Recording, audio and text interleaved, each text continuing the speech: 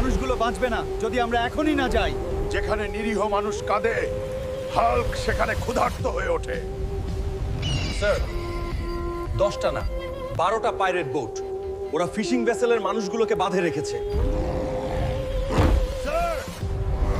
Hulk পানির নিচে গেলে কিভাবে ফিরবে? ঢেউ এত বড়। ঢেউ বড়, হাল্ক তত দ্রুত। ওরে বাবা, এটা মানুষ না, সামুদ্রিক দৈত্য। আমি দৈত্য না, আমি সেই হাত যে একসাথে ওকে ধরো। ওকে জীবিত ধরলে অনেক দাম উঠবে। এবার শেষ, এমন গুলি কেউ থামাতে পারবে না। ওটা তোমাদের ভুল।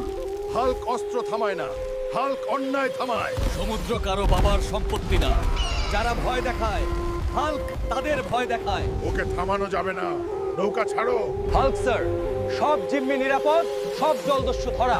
একটা কথা মনে রাখো, বাংলাদেশের সমুদ্রে অন্যায়ের জায়গা নেই।